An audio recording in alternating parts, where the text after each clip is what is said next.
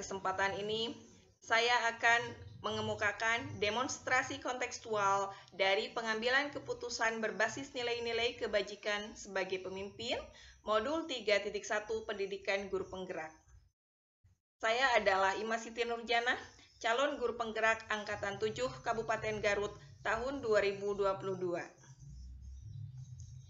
Saya didampingi oleh fasilitator, yaitu Bapak Upi Priyatna, serta pengajar praktik, yaitu Ibu Fitria Susanti. Pada kesempatan ini, saya melakukan kegiatan wawancara dengan pimpinan atau kepala sekolah, yaitu yang pertama, Bapak Jabarudin SPD, Kepala Sekolah SMP Negeri 3 Bungbulang, Garut. Berikut kegiatan wawancara kami. Assalamualaikum Pak. Waalaikumsalam warahmatullahi wabarakatuh. Ini Pak, hari ini saya mau bertanya ke Bapak mengenai pengambilan keputusan yang bertanggung jawab. Tapi sebelumnya boleh saya tahu Bapak ini dengan siapa dan dari mana? Perkenalkan, nama saya Jabarudin, Kepala SMP 3 Bungbulang, Kecamatan Bungbulang, Kabupaten Garut. Ya, terima kasih Bapak. Ini Pak, pastikan selama Bapak jadi kepala sekolah, Bapak itu pernah mengambil keputusan-keputusan, bahkan hampir setiap hari, hampir setiap saat, tentu Bapak akan mengambil keputusan.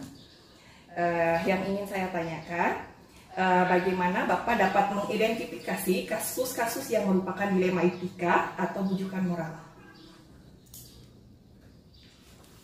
Untuk satu kasus yang terjadi di lingkungan kami, khususnya di SMP 3 Bungbulang, pertama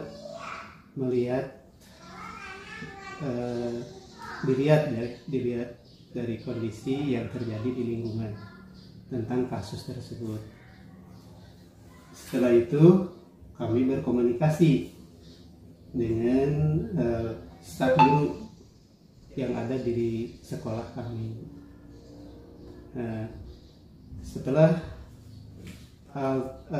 diketahui ya dari beberapa orang guru, kemudian kami akan merundingkannya dengan para wakasek. Nah, setelah itu hasil dari perundingan tersebut, kami akan menentukan langkah-langkah selanjutnya yang perlu diambil sebagai kebijakan dari sekolah kami. Mungkin itu Bu rangkaiannya. Jadi tidak langsung keputusan itu murni dari saya, tapi di rangkaiannya dari melihat kondisi, kemudian identifikasi seperti itu. Iya, terima kasih. Kemudian ini Pak, bagaimana Bapak bisa menjalankan pengambilan keputusan di sekolah, terutama untuk kasus-kasus di mana ada dua kepentingan yang sama-sama benar atau sama-sama mengandung nilai kebajikan? Maksudnya gimana Bu? Cara untuk mengambil keputusan di sekolah ini, terutama untuk kasus-kasus yang memang kedua-duanya itu dianggap benar. Iya, makasih Bu. Yeah. Untuk hal tersebut memang sulit ya Bu ya. Kadang kita melihatnya dari sisi mana kebenarannya itu. Yeah. Untuk hal tersebut tentunya kami akan hati-hati dalam pengambilan keputusan sehingga tidak ada di sana timbul konflik yang terjadi setelah diambil keputusan. Gitu ya. Oke. Selanjutnya langkah-langkahnya sudah yang seperti tadi ya Pak ya. Untuk langkah-langkahnya yang melihat dari kondisi lingkungan, kemudian dikomunikasikan dengan guru, kemudian merundingkannya dengan wakasek. Baru kemudian Bapak bisa menentukan langkah sebagai keputusan Bapak ya, untuk prosedur melakukan pengambilan keputusan. Nah, hal-hal apa saja yang selama ini Bapak anggap efektif dalam pengambilan keputusan pada kasus-kasus yang termasuk kasus dilema etika? yang paling yang kami rasakan ya dalam pengambilan dan pelaksanaan itu, yang paling efektif tentunya adanya komunikasi di awal, dengan para guru dan siswa tentunya yang diambil dari kasus tersebut, yang misalnya yang mengalami kasus tersebut, baik yang terjadi pada siswa maupun guru, karena tidak melulu kasus itu pada siswa saja. Nah, dari komunikasi itulah kemudian kami menentukan tindakan yang akan diambil sebagai kebijakan dari sekolah. Iya, baik, Pak. Ini Pak, ketika ada masalah atau ada di kasus, Bapak memiliki sebuah jadwal tertentu atau tata kelola dalam sebuah penyelesaian kasus dilema tersebut, atau Bapak langsung menyelesaikannya di tempat, atau kalau misalnya bentuknya seperti apa dan prosedurnya seperti apa? Biasanya yang kami lakukan, Bu ya, yang kami lakukan ketika menemukan suatu kasus yang terjadi, sekecil apapun kasus itu, kami akan segera ya, tidak menunda-nunda untuk mengambil keputusan. Masalah tersebut segera diselesaikan, karena tidak menutup kemungkinan dari masalah yang sederhana itu akan menjadi masalah yang besar kalau dibiarkan. Oleh karena itu tidak ada waktu khusus gitu ya yang disediakan, tapi ketika menemukan langsung diselesaikan. Ya. Kalau bentuk atau prosedurnya langsung dalam prosedur pengambilan keputusan kami tetap mengedepankan komunikasi antar berbagai pihak ya, Bu, supaya tidak ada miskomunikasi antar personal, antar pegawai gitu ya. Dan hal itulah yang nanti akan menyulitkan dalam pengambilan keputusan. Oke, terima kasih Pak. Nah ini Pak, adakah seseorang atau faktor-faktor yang selama ini mempermudah atau membantu Bapak dalam pengambilan keputusan untuk kasus-kasus dilema etika?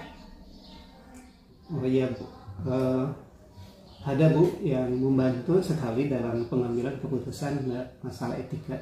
Sebenarnya pertama guru BP gitu ya, guru BP atau guru yang diberi tugas sebagai BP.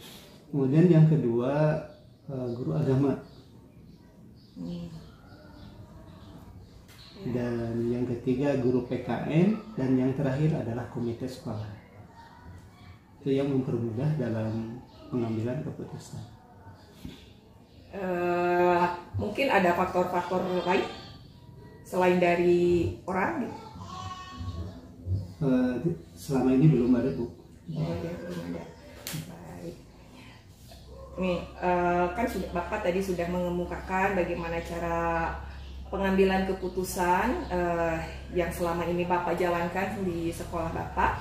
Nah, dari semua hal yang telah Bapak sampaikan tadi, pembelajaran apa yang dapat Bapak petik dari pengalaman Bapak dalam hal pengambilan keputusan untuk kasus dilema etika?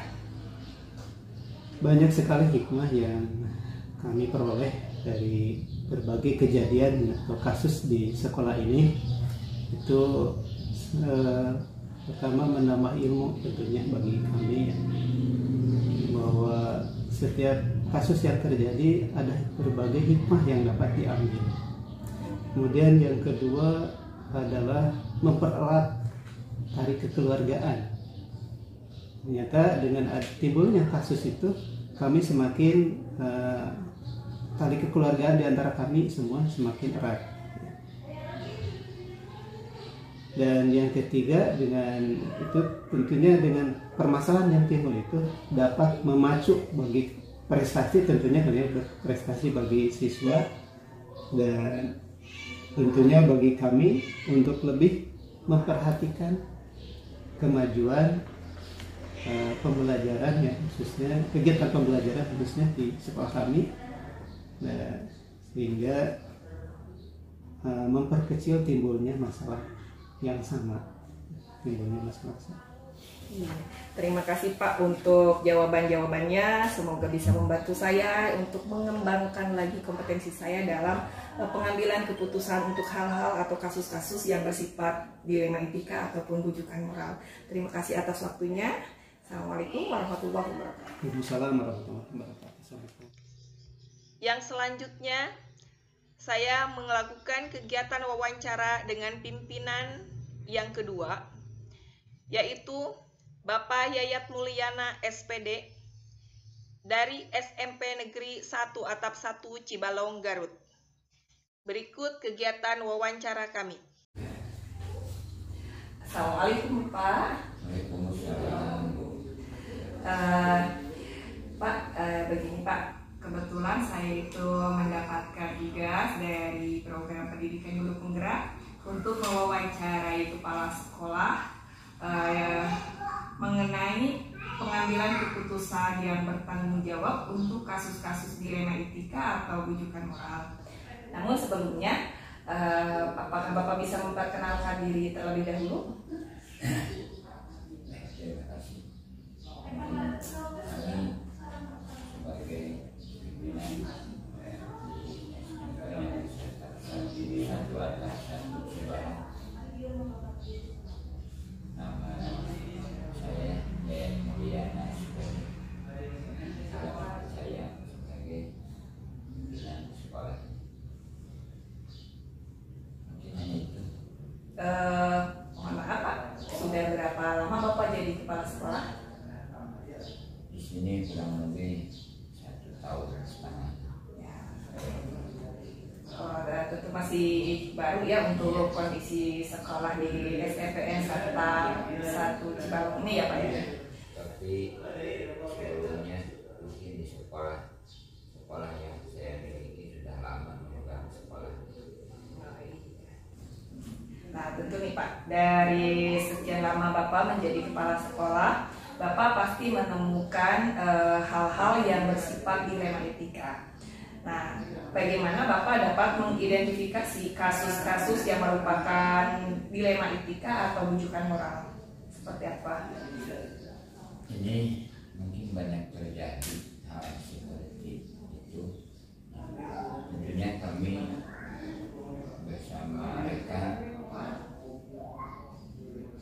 menemukan permasalahan tersebut untuk mencari jalan keluarnya. Tentunya dalam mengambil keputusan tidak sembrono sekaligus, tapi dengan melalui musyawarah terlebih dahulu yang dijalankan, baik dengan guru ataupun dengan tokoh masyarakat atau komite sekolah ataupun dengan di sini mungkin ada pejabat yang berwenang atau pemerintah.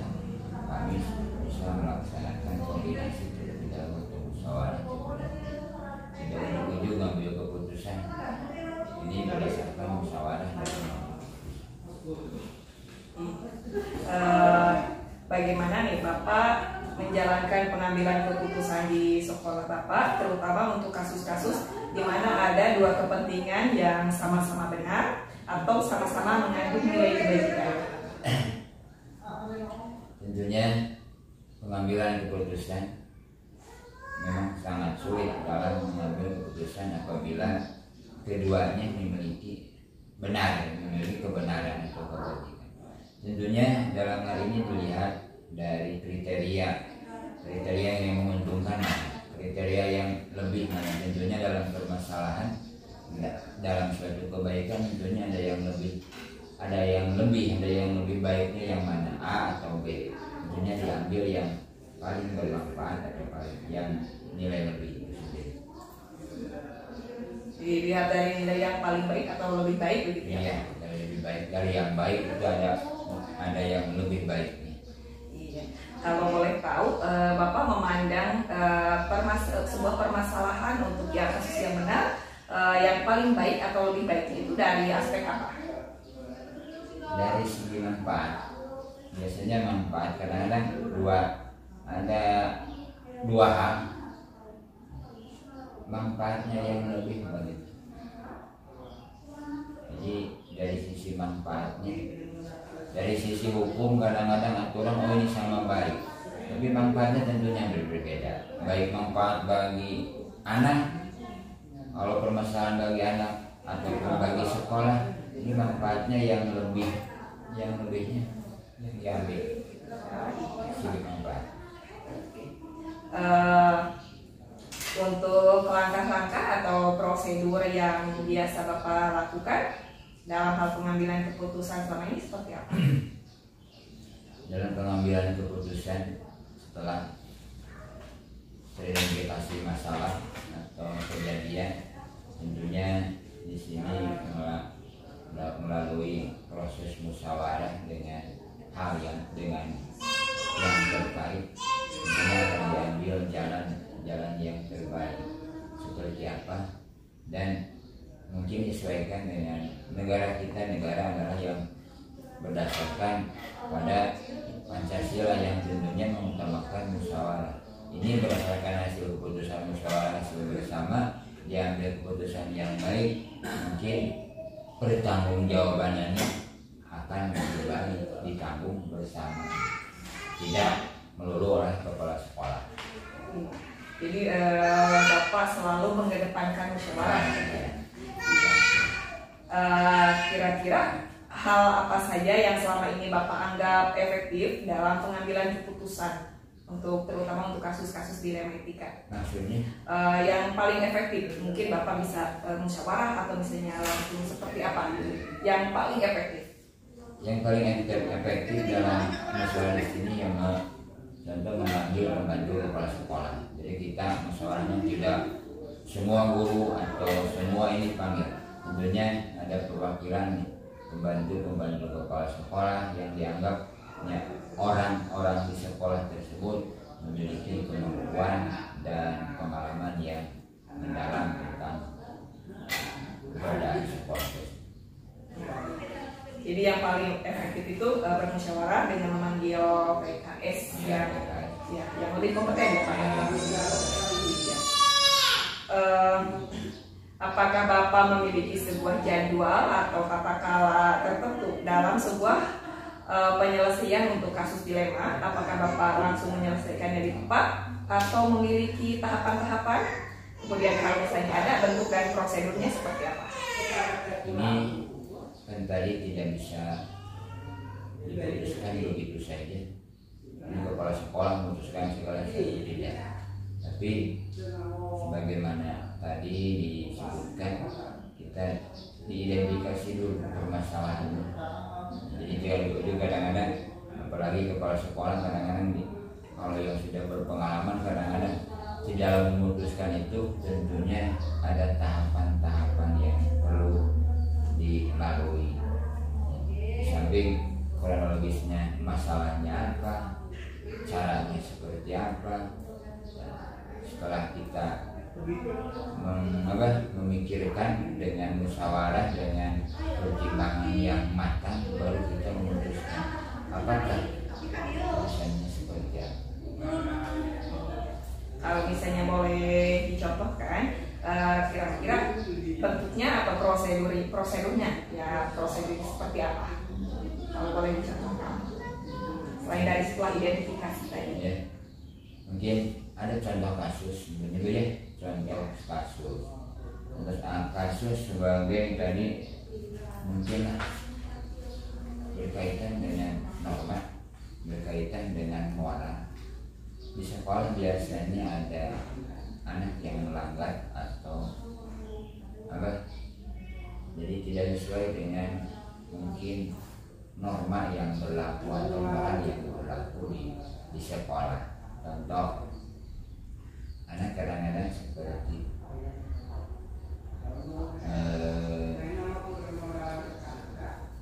tidak perlu SD, kadang-kadang anak kadang-kadang seperti rambutnya merah, rambutnya dicek. Kadang-kadang kan kita tidak langsung, guru ataupun kepala sekolah menunjukkan kamu salah, kamu harus dihukum seperti ini karena rambutnya merah. Tidak, tapi dengan melalui prosedur aturan yang berlaku ini layaknya seperti apa. kita bawa anak tersebut, anak didik kita, langsung saja kita memandang kita sebagai anak, sebagai manusia yang perlu dibina, yang perlu diarahkan. Tentunya ada prosedur seperti apa. Kan tidak bisa kadang-kadang di depan anak kita, kamu rambutnya merah, kamu harus seperti itu. Tidak, kadang-kadang kan baik karakter atau anak didik kita akan berbeda. Ini mungkin setelah diketahui apa penyebabnya, meskipun salahnya seperti itu, tapi tidak terlepas dari identifikasi masalah dan bagaimana cara menentukan masalah tersebut melalui forum diskusi meskipun forum diskusi dengan seluruh warga, meskipun kepala sekolah punya kewenangan secara prerogatif untuk apakah bisa menghukum, apakah bisa menyelesaikan keputusan langsung oleh kepala sekolah. Tapi kepala sekolah yang baik biasanya tidak demikian. Bapak kan sudah sering ya melakukan keputusan, baik itu keputusannya yang bersifat dilema etika, rujukan moral ataupun yang lainnya. Adakah seseorang atau faktor-faktor lain yang selama ini mempermudah atau membantu Bapak dalam pengambilan keputusan, tapi terutama untuk kasus-kasus dilema etika, Pak? Dalam hal ini yang biasanya yang mempermudah ini dalam menyelesaikan kasus seperti ini, mungkin di sisi lain yang paling penting pengalaman, mungkin kadang-kadang pengalaman hal sejenis hal tersebut kadang-kadang sering terjadi di sebelumnya. Ini yang paling penting pengalaman kita, apalagi sebagai kepala sekolah memiliki pengalaman yang cukup ini dalam menentukan keputusan. Di samping itu rekan kerja atau rekan sejawat kita bagaimana membantu kita. Kalau sungguh-sungguh rekan kerja atau teman kita untuk menyelesaikan masalah, kita enjoy sebagai kepala sekolah. Ada yang punya kekuatan baik dengan teman kerja, dengan masyarakat, apalagi dengan tokoh pemerintahan. Kadang-kadang kita enjoy. Berbeda kalau kita sebagai kepala sekolah menyelesaikan masalah, tidak ada banyak bantuan, atau kadang-kadang kita juga bermasalah, kepala sekolah juga, itu akan sulit. Jadi kalau kepala sekolah kadang-kadang punya masalah dengan anak buah, dengan masyarakat, kadang-kadang itu akan menjadi kesulitan. Tapi kalau kepala sekolah diantaranya punya pengalaman sebelumnya tentang hal tersebut, insya Allah akan mudah menyelesaikan. Ini saya sudah banyak melontarkan pertanyaan, namun masih ada satu pertanyaan lagi, Pak. Dari semua hal yang telah Bapak sampaikan tadi, pembelajaran apa yang dapat Bapak petik dari pengalaman Bapak dalam mengambil keputusan, terutama untuk kasus dilema etika? Hal yang dapat diambil dari pengalaman mengenai kasus etika diantaranya ini akan sering mungkin berulang terjadi. Yang namanya di sekolah akan tiap generasi pasti akan ada, tiap angkatan pasti. Biasanya karena kita berhubungan dengan yang namanya manusia, makhluk sosial, tentunya hal tersebut pasti akan terjadi. Ini mungkin sebagai dasar pengalaman akan terjadi hal tersebut. Kita harus wanti-wanti sebagai pimpinan, mungkin kepala sekolah, bahwa hal tersebut akan pasti terjadi. Solusinya untuk menyelesaikannya, di samping pengalaman yang sudah ada di kita, setiap generasi juga akan berbeda. Tentunya kita disesuaikan dengan kondisi keadaan, baik zaman dan kondisi tahun sekarang dengan tahun yang akan datang tentunya akan berbeda. Permasalahan hampir sama, tapi menyelesaikannya bisa berbeda. Iya, Pak. Baik. cukup panjang lebar ya Pak ya untuk pengalaman Bapak mengenai pengambilan keputusan untuk kasus-kasus dilema. Terima kasih Pak atas waktunya. Kemudian saya juga mohon maaf telah mengganggu waktu Bapak. Saya ucapkan sekali lagi terima kasih. Semoga pengalaman Bapak bisa jadi pembelajaran buat saya, bisa menjadi peningkatan kompetensi dan keterampilan saya dalam pengambilan keputusan. Assalamualaikum warahmatullahi wabarakatuh.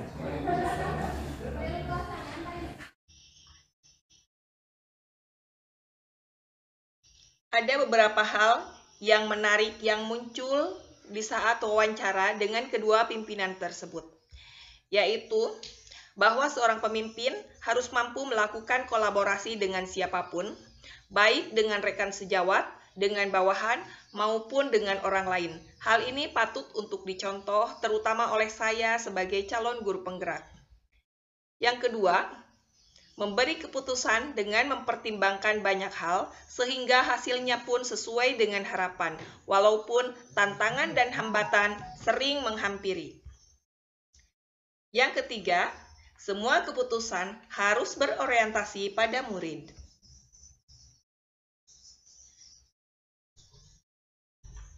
Ada beberapa persamaan dan perbedaan yang menonjol dari kedua pimpinan tersebut.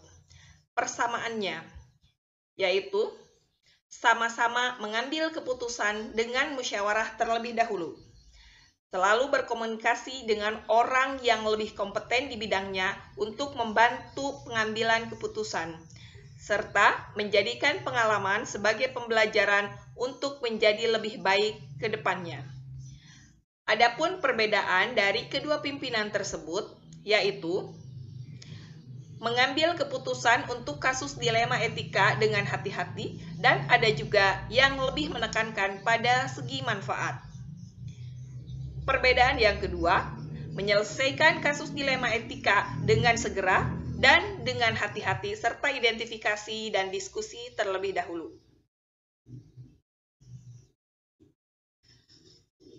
Rencana mereka, kedua pimpinan tersebut ke depannya dalam pengambilan keputusan yang efektif, yaitu yang pertama, mengidentifikasi kasus yang terjadi dengan baik sebelum mengambil keputusan. Yang kedua, selalu mengedepankan musyawarah dan komunikasi dengan pihak terkait dalam mengambil keputusan, memperhatikan keberpihakan pada murid, lebih berhati-hati dalam mengambil keputusan terutama untuk kasus-kasus dilema etika, serta mencari hal yang lebih bermanfaat untuk kasus yang terjadi, dan menjadikan pengalaman dan pembelajaran serta mempererat kekeluargaan dari setiap kasus yang dihadapi. Adapun rencana saya untuk implementasi pengambilan keputusan di lingkungan sekolah saya, yaitu mendasarkan keputusan pada keberpihakan kepada murid, berdasarkan nilai-nilai kebajikan, serta bertanggung jawab terhadap segala konsekuensi dari keputusan yang diambil. Selanjutnya, melakukan 9 tahapan konsep pengambilan dan pengujian keputusan, melakukan pengujian terhadap 4 paradigma benar lawan benar atau dilema etika, berpikir berbasis pada 3 prinsip pengambilan keputusan, serta merefleksikan dan mengambil pelajaran dari setiap kegiatan yang telah dilakukan. Sekecil apapun masalah yang kita hadapi, lalu kita putuskan, maka tetap akan ada konsekuensi dari keputusan itu. Maka, belajarlah untuk tertib dalam mengambil keputusan. Terima kasih. Salam bahagia untuk guru hebat di Indonesia. Wassalamualaikum warahmatullahi wabarakatuh.